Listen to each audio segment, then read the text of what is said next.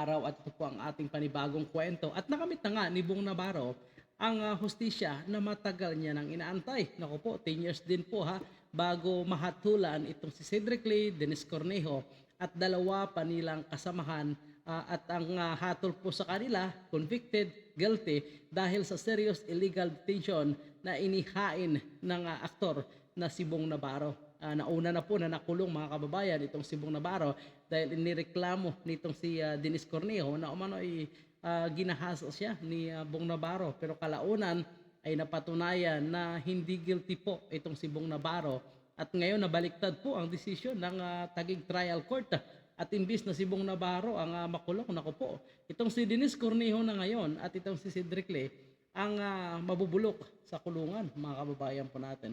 Kawawa, lalong-lalo na babae ito at talaga, ganun talaga yung kanilang drama at gimmick ay nabisto nga dahil sa kopya ng CCTV. Hindi talaga mapasinungalingan, lalo na pag may kopya ng CCTV. Panoorin natin itong balita. Ang mga kapwa akusadong sina Ferdinand Guerrero at Simeon Raz.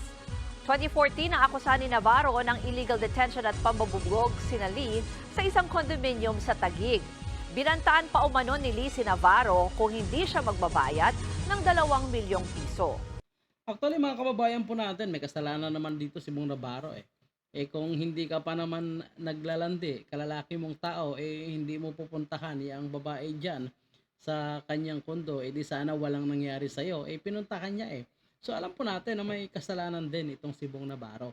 Ang naging kasalanan nito ni Cornejo at itong si Cedric Lee ay binugbog nila itong si Bong Navarro at ikunulong pa. So which is yan ang dahilan kung bakit sila hinatulan ng convicted sa kasong serious illegal detention. So yan po ang ikinaso sa kanila. Ganti raw ito sa umano'y panggagahasa ng TV host kay Cornejo. Nakulong noon ang mahigit 2 buwan si Navarro ng sampahan ng kasong rape and acts of lasciviousness ni Cornejo. Nitong 2023, binasura ng Korte Suprema ang kaso.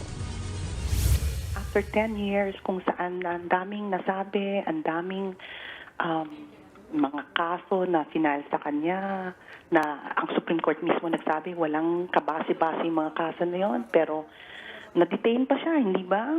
Ang sabi ni Mr. Bong Navarro noon pa na ang ano ba yung road, yung daan sa hustisya, sometimes bako-bako siya, but at the end of the day, ang importante, dumating tayo dun sa tamang destinasyon. So, si Mr. Bong Navarro expressed his gratitude. Lungkot at pagkagulat naman daw ang naramdaman ng pamilya ni Dennis Cornejo sa hatol ng korte. So yan lang po mga kababayan po natin, medyo masakit talaga sa pamilya ni Dennis Cornejo.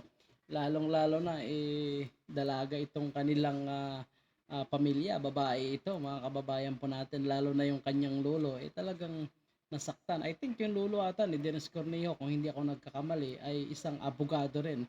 Pero hindi niya po na-depensahan itong kanyang apo. Ano po, ganun talaga ay obvious naman talaga na sa simula pa lang yung plano nila dito kay Bong Navarro talagang gusto nilang pagkapirahan. Kaya pinapunta nila umano sa kanyang condominium para i-set up nga itong aktor na si Bong Navarro. Kaso, ang problema, mayroon talagang mga sinasabi natin na wala kasing sikreto na hindi nabubulgar. At dahil napatunayan po na kanilang ginawa kay Bong Navarro, ito na ngayon.